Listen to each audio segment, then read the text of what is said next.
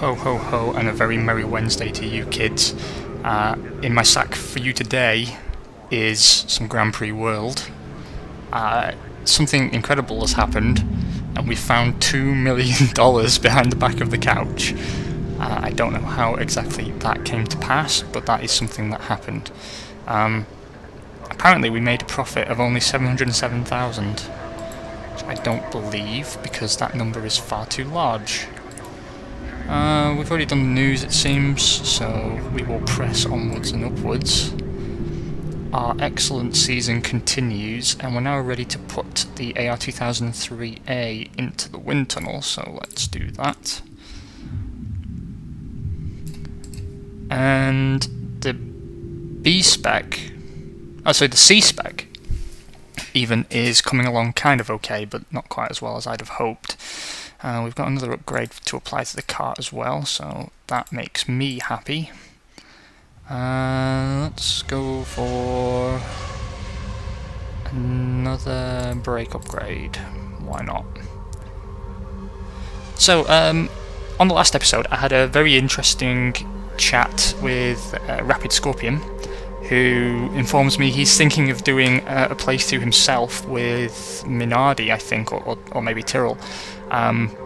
So do be sure to go and check that out if that's your bag. I maintain my stance that I'm not doing it myself because I love this game too much to kind of give away the key to surviving that first season, because I sort of feel that that's something you learn on a few playthroughs. You start to observe how everything's interconnected and how you make decisions at the right time. As I said to him, in my opinion, there are sort of two key moments in that first season that define whether the season is a success or failure for you.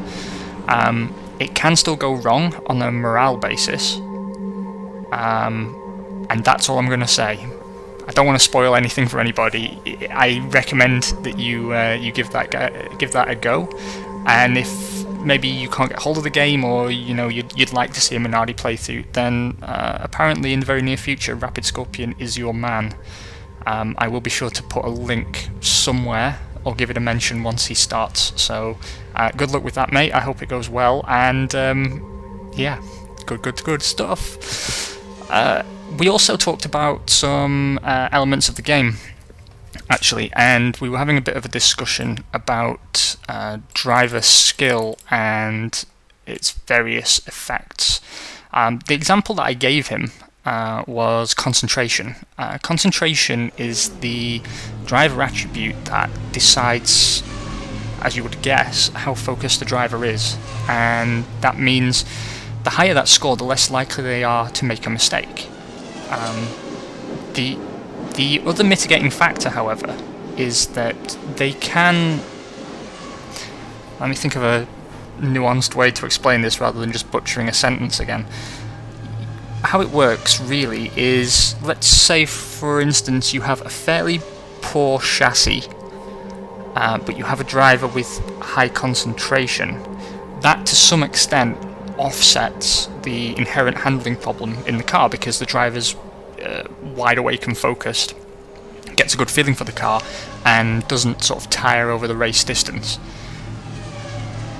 That said, conversely, you can achieve to some degree the same effect by applying extra downforce in the setup, by making sure that you've got extra downforce on the car and that you've set up the car for the correct track surface, all those attributes that we play with occasionally, such as dust on the circuit, or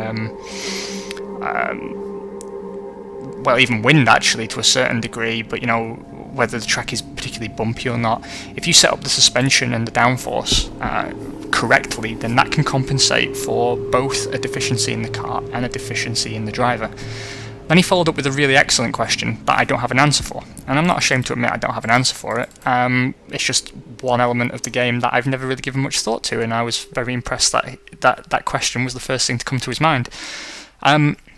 He asked if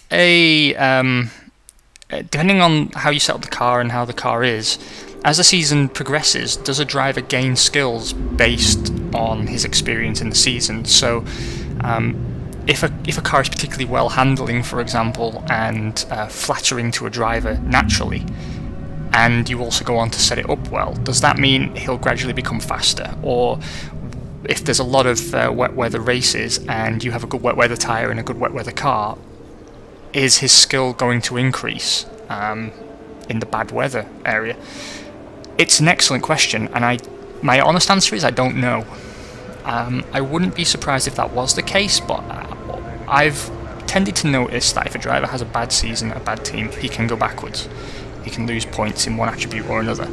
Likewise, as we've seen with Deniz. I mean, Deniz has gone from being a driver not hugely different from where sort of Carl Eisen is now, to be honest. He had, like, I'd say 4 or 5 extra points at least scattered around, but compared to where he is now, he was nowhere. And it's through consistent progress within the team and consistently improving seasons that he too was improved as a driver. Now, quite why he's developed the way he has, I've never given much thought to, and I couldn't explain to you what's driven that. But it doesn't mean that that wasn't the reason. I hope that makes sense. I should have written down some notes really to try and explain this a bit clearer, because even I'm not sure I understand what I'm saying. Let's try that again. I mean, there's arguably a case that his concentration is now 5 because we've been running him for 4 seasons, not pushing. And so what that means is he's had his focus is less divided between pushing maximum performance. Instead, he's focusing on feeling comfortable in the car, not pushing too hard, just becoming familiar. And that could very well be the driver of that development, or it could be random. I've always assumed that it's random, and the only pattern I've consciously observed is too many bad seasons, you lose a bunch of points. Too many good seasons, you gain a bunch of points. The same tends to be true of departmental heads, although not universally. You know, I have had a 5-star designer won the championship and found that next season he's gone backwards a little. But it's very, very rare. The trend is overwhelming, really, that good season, good performance, good morale equals skill gain. But it was an excellent question, and if anybody has the answer, or I stumble across the answer, I'll be sure to share it with you, because that actually then becomes a very, very powerful tool for developing the team, because you can tailor your race program in such a way that it not only compensates for deficiencies in drivers, which is something, as I said to Rapid Scorpion, that I intend to begin covering. These first few seasons have been all about team operations and focusing on making sure that we develop our economic capacity, that we grow the team sustainably, that we manage our budget well, that we invest in the right technologies at the right times, and that we manage our staff well. But we've never really touched too much on the importance of car setup and on driver skills. So I think that's definitely something we'll be touching on, most likely next season. I think this season's going to be obviously the focus on our first championship, hopefully. But there's definitely work to be done, and it was always my intention to go through how different drivers should be treated differently. You've seen it to some extent, I think. You know, kind of in a very passive sense, we've noticed performance differentials between drivers based on different factors. And we know, for example, that driver aids, you know, help drivers universally, but they become a much more important investment when you've got very, very poor drivers. So all these systems, as always with this game, are kind of very interconnected, and we will be touching in greater detail next season the importance of scouting your drivers for skill points. Not that it's a complete decider, but it's a good indicator, and how to set up the car in a way that flatters your driver. You also have to have some knowledge of the tracks to a certain extent, and that's something I'm guilty of lacking. You know, the tracks that are still on the calendar today, or the ones that, you know, were classics from the 90s, I'm quite familiar with, but I must admit to, for example, San Marino or Luxembourg. Well, no, San Marino I'm quite familiar with actually, but Luxembourg, for example, I couldn't really tell you too much about that track layout. I mean, I know it wasn't actually in Luxembourg, as I recall.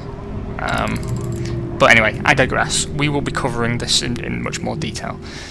as it stands, we are top of the pile with Giancarlo Fisichella. He's picked up 4 wins out of 7 rounds, which is pretty good news for us, but he's also picked up a bunch of DNFs. Same goes for Deniz, really.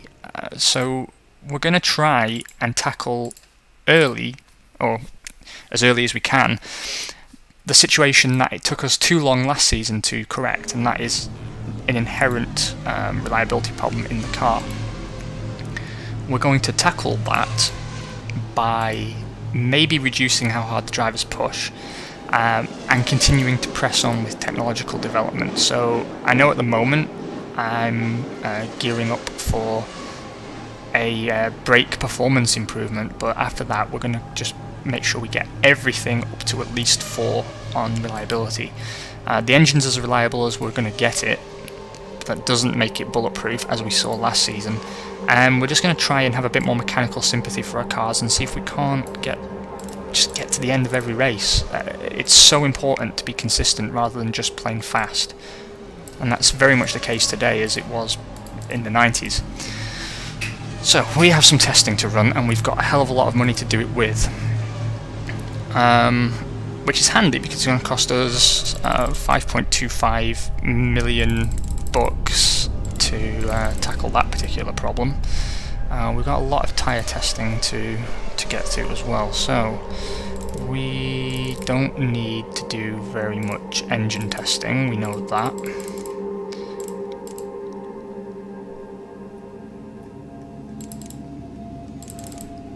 So we will focus much more on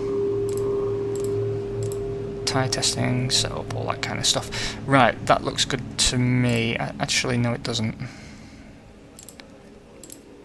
Yeah, we'll put everyone doing 10% on there, just to make sure that we're good.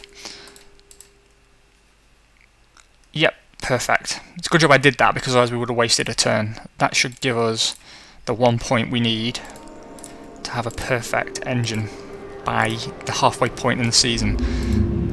We can all be incredibly proud of that particular achievement, I feel. We're going to begin to improve the hard tyre now, quite significantly.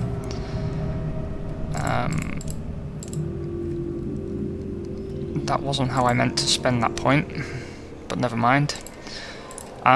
So it should be round 9 onwards we can begin to make some use out of the hard compound tyre.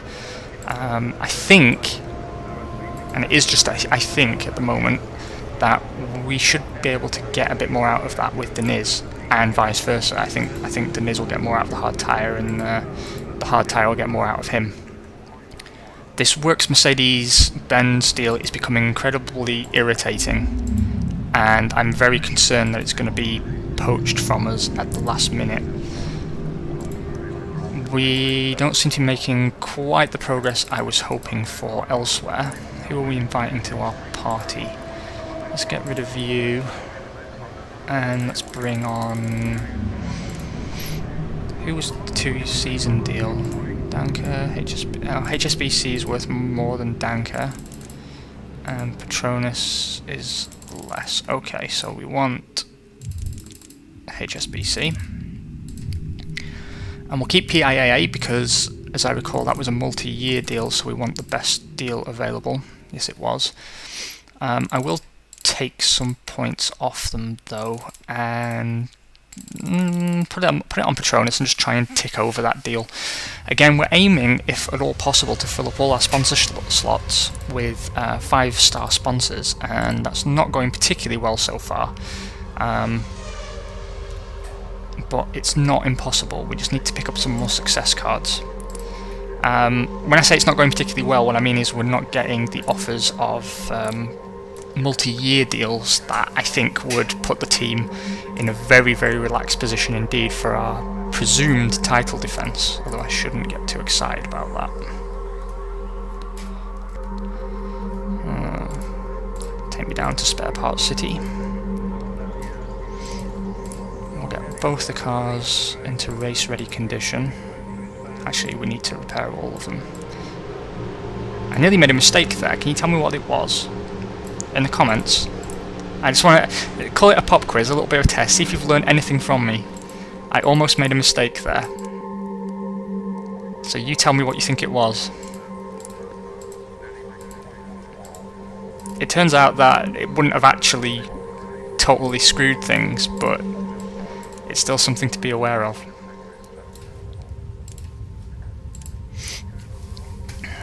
Right. Engine ordered, tyres ordered, sponsor sponsored, everything repaired, testing is done. We've signed all our department heads now, I believe. Yes, we have. We've also signed more people for the construction department. The design office is doing its thing, but we have to spend the fortune points. That's good. That speeds us through the first stage of the C-spec. Okay, now I'm happy. Now we can be happy. I'm just going to save the game, one moment. Welcome back to the party. Right, time to set up for Canada. I suppose this is a reasonably good time to talk setup. Now, we've covered it a little bit before, where the game, or well, I say the game, let's call it your engineers, will give you some hints as to what you should be doing, though it's not really bulletproof. You can see that they've assigned their own setup input to a particular attribute. So, I mean, what it's really telling me is downforce, surface, cooling, and hot weather. Right, so they're obviously predicting a high temperature race. Now, there's always going to be a performance gain from the performance attributes, as we know, and I do tend to like to run extra points on speed and braking for obvious reasons. But what we're going to do is we're going to follow the engineer's suggestions and we're going to put speed up braking. The brakes look a bit weak to me there, so we're going to set up roughly this way. Put the Evo 7 engine in the car, and the Evo 4 wet engine, the Evo 4 wet tyre, which I'm feeling much happier about. I mean, it's still got another evolution cycle in it, but it's important to have it at least passable, which it is now. Right, we did turn the guys down already one. I don't think I'm going to turn down any further, which goes completely contrary to what I was talking about before. Let's go down. I'm just still worried that, you know, while we're pushing, we are getting good performance, and it's that balance. It's always about balance in this game, as you know. That either we push and get the best out of the car, but run the risk of a lack of mechanical sympathy, picking up failures, or we ease off, make sure the cars get to the finish more often, and rely on the engineering of the car. And while I think our chassis is probably the best on the grid at the moment, and certainly we've got an excellent package going on with the Peugeot engine being now essentially perfect, or at least perfect as far as Peugeot can deliver it, it's still not really enough to sort of take our foot off the gas. And while finishing second in the championship would still be a step forward for us and something to be happy about, I think all of us would be pretty pissed off if we didn't win this championship. So let's go win a championship. 23 degrees and dry, so not quite as hot as the engineers seem to have intimated. Let's see how we qualify. Third and fifth, so not terrible. We're still finding that particularly Coulthard is on top of that Benetton package, although Jarno Trulli doesn't seem to be feeling too much at home there. Williams continue on the comeback trail with the 6th and 7th, and they are a mere 2/10 off the back of Deniz. Although I think really in terms of outright competitiveness, McLaren are our closest competition. Although really it should be Benetton. I think they've got a better driver lineup all in all. Jordan still aren't looking particularly sexy. Stewart are about where they've been for a while. Minardi have taken one step backwards as a Ferrari. Prost are still in trouble. Half a second off the back of the Tyrrells is a very sad place to be. Okay, 17 degrees and light rain with a strong wind. That traditionally suits Deniz, and we don't know how Fisichella performs in such conditions, but we know Deniz likes it wet and slippery. That could just be a rumour. You know, I don't want to cast aspersions on his character, but, you know, who doesn't like it wet and slippery? Let's dance. I love that music now. I'm loving that music. Giancarlo Fisichella wins the race by 41 seconds and a tenth ahead of Pedro Deniz. Still a good run from Deniz, and Deniz would have won convincingly if Fisichella wasn't in the picture. So that is, again, an excellent result for us, and what it shows is continually that we have always been building cars that perform very well in wet weather conditions, and it still seems to be the case. Now this car does seem to be a little bit less averse to hot weather compared to previous designs, but it does seem that Arrow's cars in this playthrough perform better at lower temperatures and ideally with a little bit of a drizzle. Michael Schumacher finishes third for Ferrari. That was a drive out of nowhere. He qualified, I think, 15th, so hell of a drive from him. Must have been on the hard compound, that's all I can say. David Coulthard puts it fourth for Benetton, Wurz takes fifth for Jordan, and Mika Salo picks up the final points playing position for Minardi, which makes me happy. Was some failures to finish, but no one who I considered really capable of beating us on track. Both McLarens failed to finish, which is good news for the Constructors' Championship. Both Williams had problems as well, both Prost's too. Esteban Tuero's Tyrrell also had an electronic failure. So, you know, but for us, all good in the hood. Fisichella opens up a wider margin of victory, let's call it, in front of Johnny Newhouse, who is now level on points with Pedro Deniz, which also makes me happy. And what makes me even more happy is we now have 84 points in the Constructors' Championship, with McLaren trailing in second on 48. I know you can't hear it, but I am grinning like an idiot, because I'm very, very happy about that. Lots of teams picking up points this season. The only teams yet to score are Prost and Tyrrell, I believe. Oh, and Sauber. I think, yeah. Yeah, Minardi have got points, Ferrari, Stewart, Jordan, yeah. I like it when the field's a bit more close together and a bit mixed up like it is this season. So, it's all good news. We know it's all good news, but we want to see Petronas have signed with Minardi, so good we didn't put too much effort into that.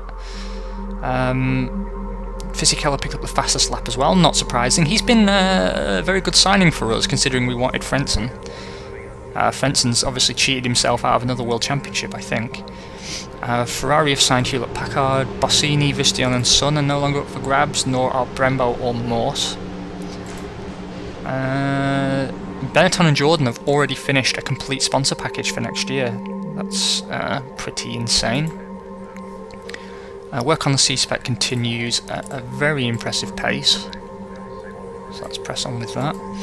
We've got a brake upgrade ready to roll, and we're now going to introduce a brake reliability upgrade, because that makes us happy. Let's have a look what's going on in the sponsors. Now we've got a TV advantage to spend. That's good news. I'm going to drop that, I think. Oh, actually I'll drop it here. We now have Works Mercedes power for next season. I'm going to drop a TV advantage on that bad boy and see if we can't get some bonuses on the go. Let's reopen negotiations with PlayStation. We need 3 more sponsors, and we're now talking to 3, so that is good. We're gonna... No, we'll keep PIAA, actually. We'll have to drop Mercedes for the moment, bring Danker along.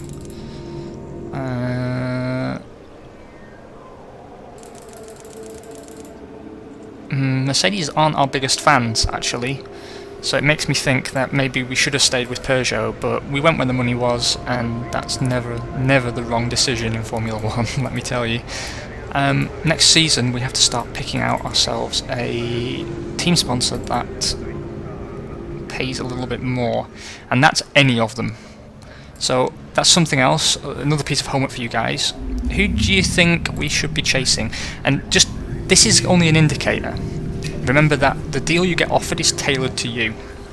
And as, I don't want to jinx it, as potentially world champion material, they should all be talking to us, but I'm kind of interested in which one you think sort of suits the team best. There's East, Murano, Winfried, Playlife, Blondes, Buzzing Hornets, and of course our buddies at Red Bull. Now I'm open to signing Red Bull again. They are the, let's be honest, got a lot of love for Red Bull. In real life I love their beverages. In this game they are responsible for what's happening now. If they hadn't had agreed to sign that team sponsorship deal with us, we would have been working with 18 million per season less than we've enjoyed the last 2 seasons. They really have been instrumental and invaluable in delivering the results that we're now enjoying. But if they can't give us an offer of oh, that's good. We've almost matched this season's sponsorship, and we've got half the season to go. I forgot what I was saying earlier. Never mind, I'm sure I'll watch this back and think, what an idiot. My excuse is, and there is an excuse, that I have not been sleeping because, you know, neighbours and work stress.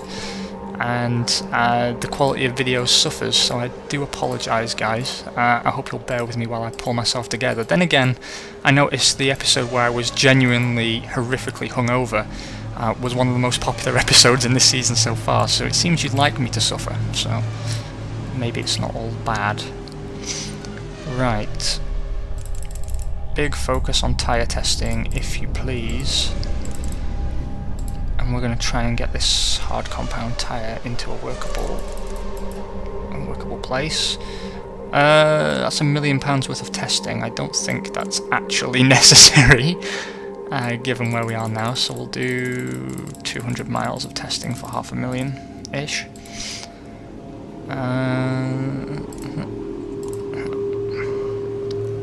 I think that's good. Yep, that is good. Not as many tyre points as I was hoping for, but you know, it's something. Let's continue, I suppose, with the hard tyre. We will add grip and tyre life, and we will take it from there. And that means from next round we'll start trying deniers on the hard compound tyre and just try and learn a little bit more about this Rory Byrne designed beast that we're packing at the moment. We're going to do one more round and then I'm going to call it an episode. So, the usual spare parts fiasco. And this is something that stays true all the way through the game, by the way. You should keep as many spare parts on the shelf as you can, because you never know when something comes up that affects your production level. Maybe you have a really bad race result and for a round or two you have terrible morale and don't have the capacity to build as easily and freely as you did prior to that happening.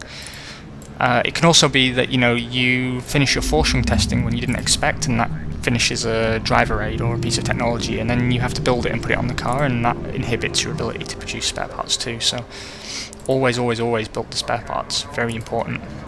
Even if your team's struggling at the back of the grid and you're struggling for survival, spare parts are what keep you in the championship. Goodyear and Red Bull don't love us anymore, but that's kind of okay. Although we do want to be friendly with Goodyear, I suppose. Have I done everything? See what I mean? I'm just in pieces today, and I'm questioning myself.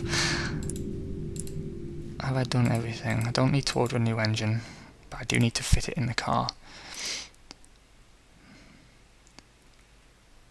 Upgrading the factory. What is the profit at the moment? No, you see? No. Right. Keeping the drivers as they are. And you'll notice I'm not favouring Fisichella. It could be tempting at this point, seeing the performance differential, and sort of, you can switch your driver orders and say it's very clear that Fisichella is driver number 1, and you can set at what distance you force a car to move over. So you can say if Fisichella gets within 5 seconds of Deniz has to slow down and let Fisichella through. I'm not doing it because first of all it will piss off Pedro Deniz massively, and so that means you've only got one driver performing at its potential, and switching it back doesn't always immediately get rid of the problem.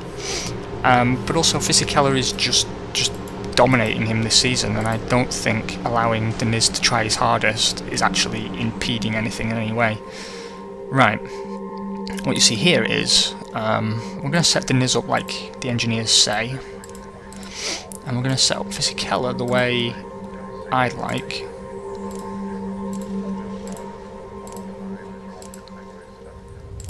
And we'll see how that works out for us. We've got a new engine, and we've got a new hard compound tyre, but we're not necessarily going to worry about that too much. So we'll keep them both on the soft for now. Make sure Deniz has a new engine, or else this isn't really a fair test of things. All looks good there. Let's go be French.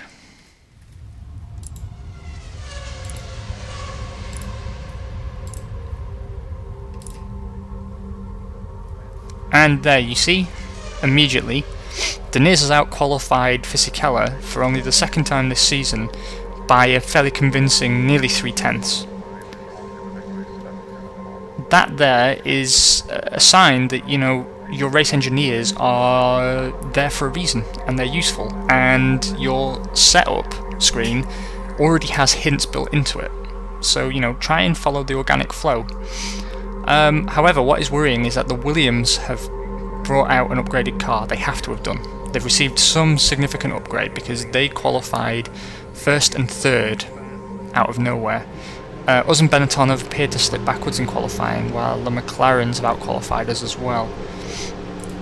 25 degrees and cloudy. I'm not entirely convinced we're going to get a win out of this one, but let's see.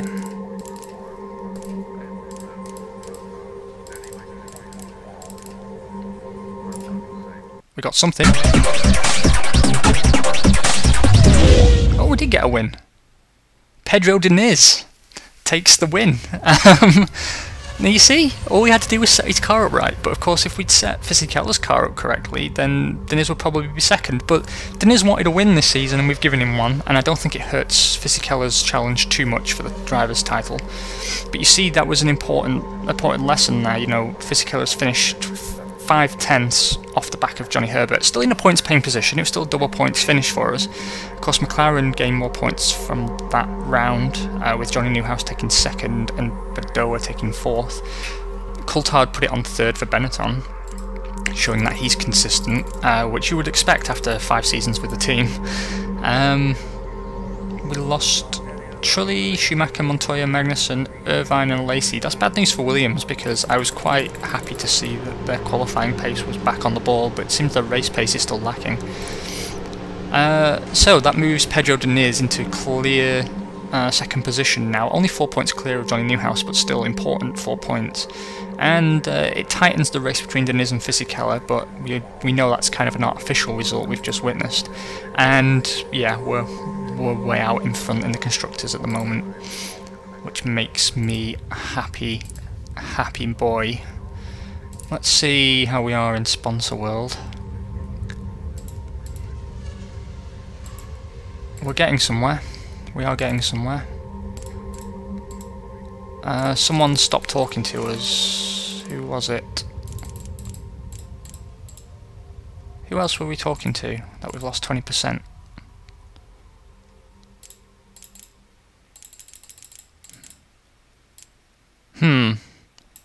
That's confusing. Talking to Danker, PlayStation, and somebody else. And let's check the news. Come on, who was it? HSBC. Damn it, damn it, damn it, damn it. That was the deal we really wanted as well. Okay, that's fine. We will talk to Canal Plus. And I know it's a bit controversial, but we need the money, so I'm going to use my success card on whoever's paying the most, and that's PlayStation, 2.6 million. So let's make sure that we do that. We'll bring Goodyear along to this race, and Mercedes as well. I don't think we need to bring PlayStation now, we've dropped the success card. And let's hope we can get all these people signed up quite quickly. What I am happy about is our fuel negotiations are coming along pretty reasonably. We still want a guarantee and the third bonus. Same for Mercedes, but it's doable, I think, in the 7 rounds remaining. On the design front, how are things looking? We've finished a 2003 car a round later than I expected, but it still gives us what amounts to about half a season to focus on expanding our driver aids, for example. Terrible disease. So we're going to continue deploying upgrades as well, because that's important stuff. But not as important as me wishing you guys a fantastic end to the week. I hope Monday and Tuesday were okay for you. Sorry for the lack of videos, but we've already been over, you know. Been a bit stressful this end, but I'm doing my best for you. And I will talk to you tomorrow and Friday, and potentially Saturday as well, depending on how many videos I get recorded today. You have a good one, I'm looking forward to your comments, and yeah, stay out of trouble.